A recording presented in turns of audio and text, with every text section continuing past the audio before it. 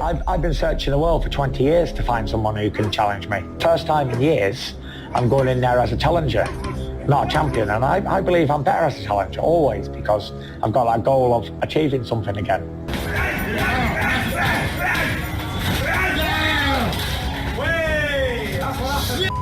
Everything's going really well. I'm really looking forward to the opportunity to run it back and try and get those belts back.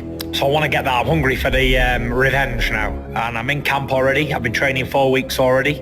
The adjustments I need to make is less complacency and a little bit more focus and less clowning, because I was clowning a lot in the ring. I was doing a lot of showboating and messing around, and I wasn't focused 100% when I was in there. I was playing a lot of times and enjoying it too much, and I think I became complacent and got caught. And that was it, you know. Heavyweight boxing, it only takes one punch and you're caught. I lost a round. I got a standing count, 10-8 round, and that cost me the fight by a split decision. So other than that, if I can just keep me focused and be on the game for the full amount of distance, if it goes that far, then I don't see why I don't win the decision this time again. But don't get me wrong, if the knockout comes early on or before 12, then I'll take it for sure. Got me trainer, Sugar Hill Stewart. I'm under his watchful eye, and sometimes he'll say to me, come on, let's do 10 in the gym, let's do 15, or let's do 5, depending on how he sees that I'm progressing. So it could have went either way, really, the last fight. He got the decision, so it gives me that fire beneath me now to run it back and get that decision back.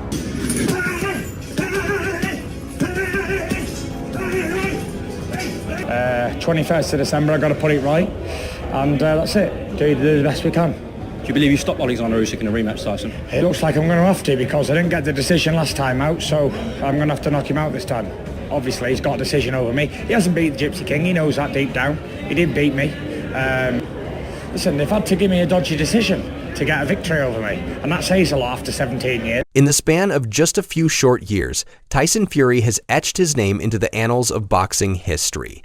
With his unprecedented comeback from the brink of personal destruction, the Gypsy King has ascended to the pinnacle of the heavyweight division, defeating the likes of Deontay Wilder in what is considered one of the greatest trilogies in boxing history. He has become a symbol of resilience, a fighter who not only overcame his own demons, but overcame the toughest opponents boxing had to offer. But despite all of his achievements, Tyson Fury is not content. And it's given me like a fire underneath. People can say, oh, I want to change trainers, or I'll blame it on my conditioning coach, or I'll blame it on the cook, or I'll blame it on the mouse next door.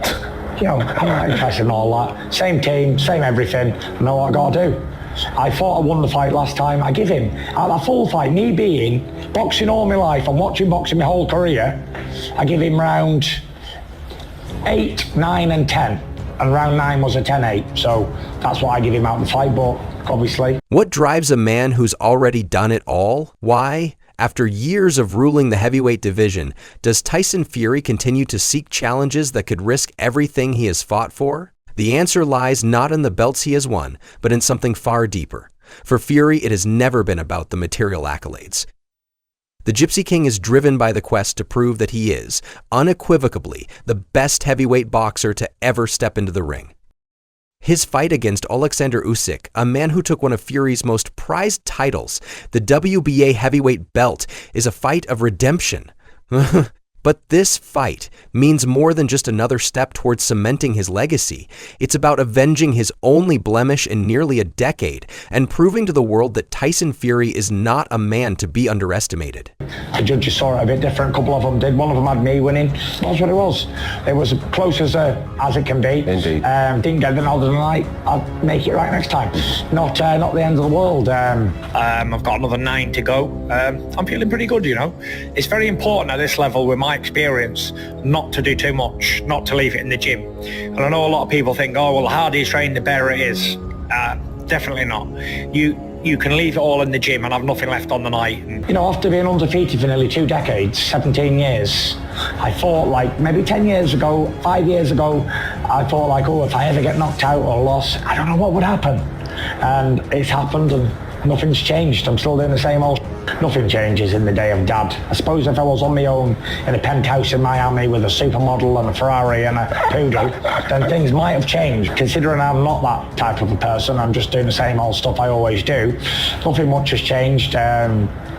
nothing really. And it's given me a little bit of a lift because now I've got something to really return for. And here's the interesting fact that in 2 decades, no one has ever survived a rematch with me, standing. And all of the rematches that I've had with John McDermott, the trilogies with Chisora, the trilogy with Wilder, and I'm going into a rematch with this, I've stopped every one of them and knocked them out. So yeah, I'm looking forward to the challenge.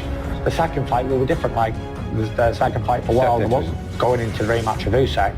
It's going to be the same. I'm going to roll the dice and it's going to be you or me. Best foot forward and swing away. And I've never been afraid to get that spark out, and I've always put it on the line every time. So let's see if he's willing. So people say to me, like, you're 36 now, you've been doing this since you've been 14. Why keep going? I just love to do what I do. I love to come in here. I love to hit that big heavy bag. I love to do me a bit of sparring and training and all that. And I don't see there's anything better for me out there than to do what I actually have a passion for. At the moment, I don't have a passion for any other business that I'm involved in. Not really interested at all. And I absolutely love doing what I'm doing. People say you can go on too long, you might get hurt, this, that and the other, but end of the day, I'm the one who's got to make that decision. And for now, God's got a plan for me. And whatever that plan is, then I'll follow it and I'll go all the way with it. And the plan ain't for me to walk away right now, or else I'd have done it already. So I'm just following the path, and wherever it takes me, that's where I'll be. Usyk's what he is. He's ugly rabbit still. He's always going to be an ugly rabbit because ugly bastard. But I'll see him on the 21st. Rabbit. And I'm going to take all my belts back once again. Guarantee you. Minus the IBF. Yeah, I'll get that back as well after. When I fight Usyk in December and beat him, I'll reign all the belts that I should never have lost. And then I'll fight the Dubois and take that off him as well. That's your plan? Yeah, that's my plan.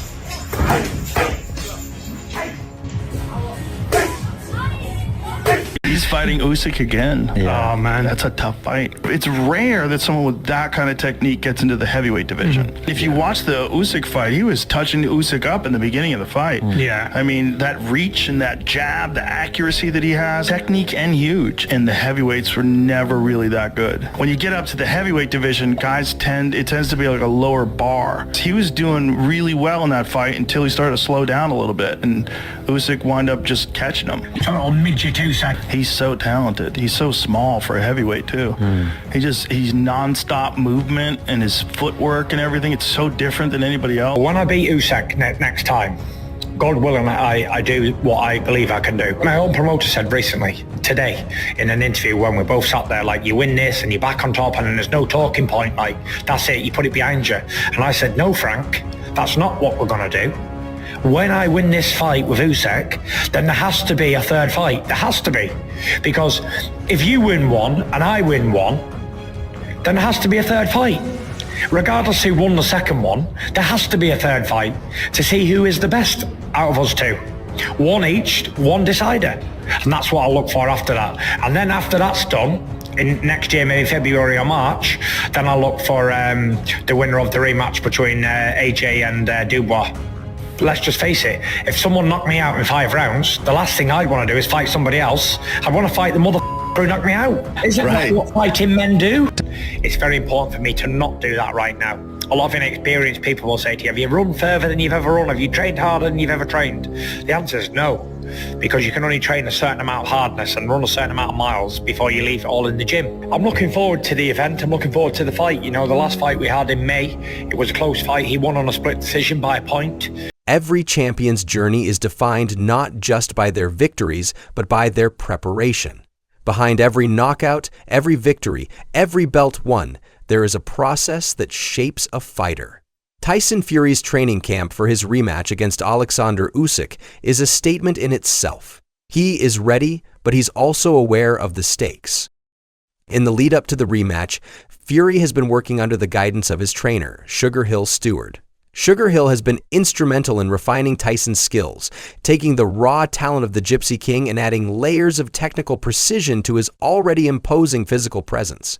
Sugar Hill's unorthodox methods, combined with Fury's natural ability, have already yielded astonishing results. But what has been the most striking about Fury's preparation this time around is the shift in his mentality. Every fight is different, Fury tells us. It's not about just being strong, it's about being smart. Usyk is tricky, and I've got to be ready for whatever he brings. This is no longer just about muscle and grit.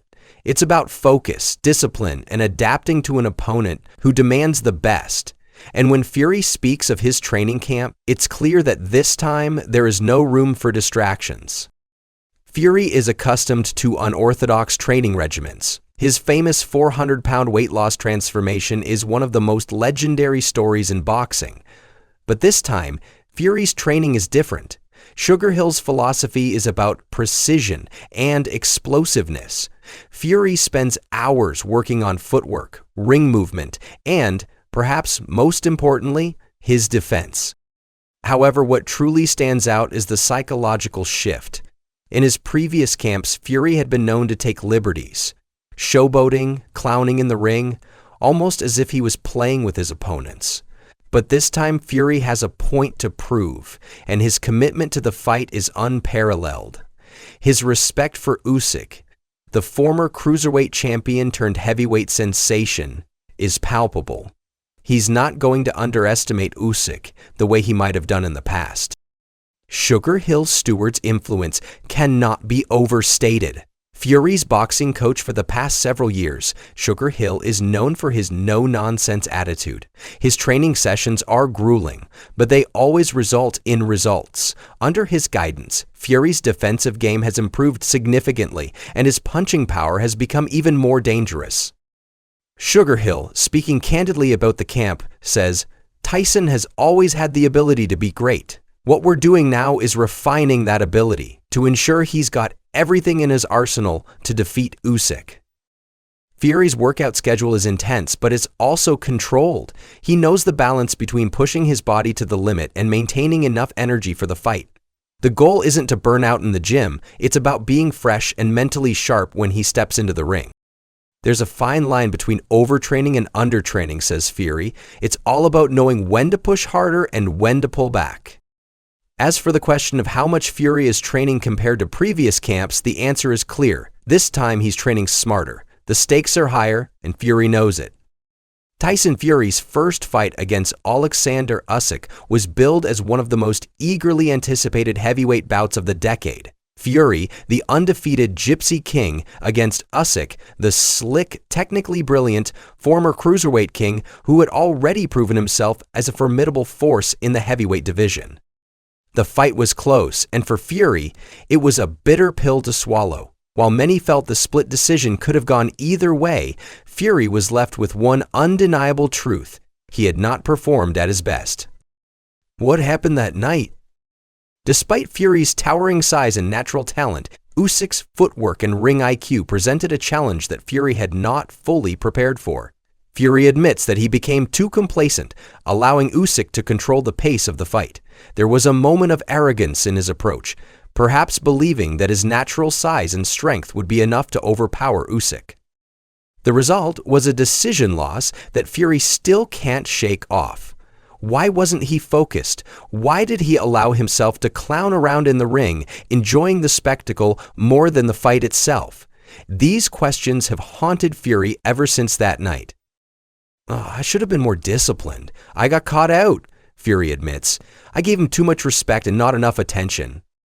That loss stung, but it also lit a fire inside Fury that he can't seem to extinguish. There's one thing the Gypsy King does not do, it's lose without a fight. The mistakes and lessons learned. Fury recounts how, after the fight, he spent hours in reflection. He watched the footage over and over again, analyzing where he went wrong. I can't be complacent again, he says firmly. I have to stay on my game the whole time. Usyk is a great fighter, and he showed that. The lessons from the first fight have been incorporated into his second camp. This time, there's no room for mistakes.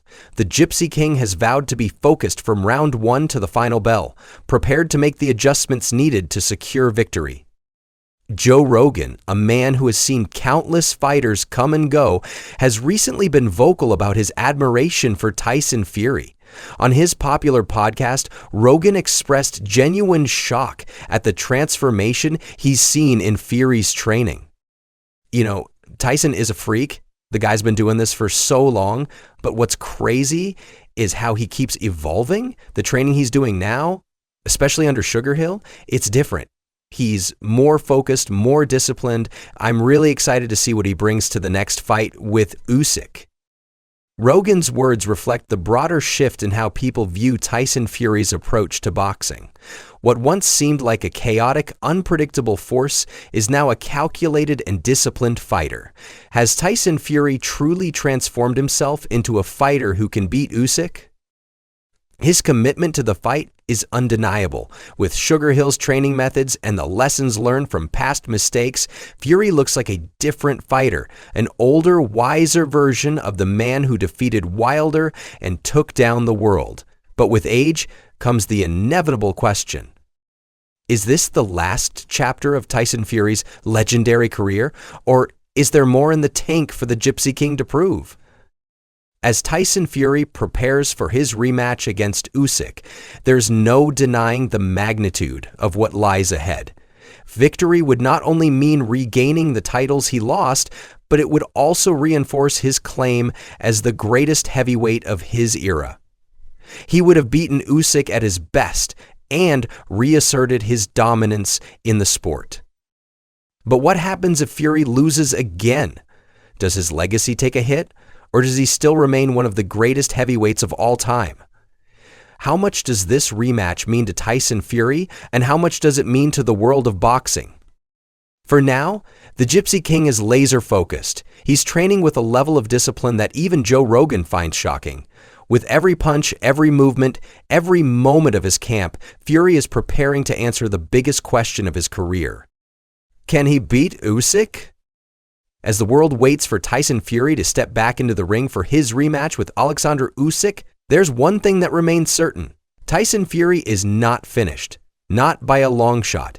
He has been to the depths of despair, but each time he's risen from it stronger than before. In the end, Tyson Fury is not just a fighter. He's a symbol of resilience. His legacy will be defined not only by his victories, but by his ability to continually rise, to challenge himself, and to fight for what he believes is his. As the rematch with Usyk looms ever closer, the world will be watching, eager to see if Tyson Fury can complete his journey to redemption and reclaim his place atop the heavyweight division. Will the Gypsy King's evolution be enough to secure victory? Or will Usyk's slick skills prove too much once again? One thing is for sure. This is a fight that will define Tyson Fury's legacy and perhaps the future of heavyweight boxing itself.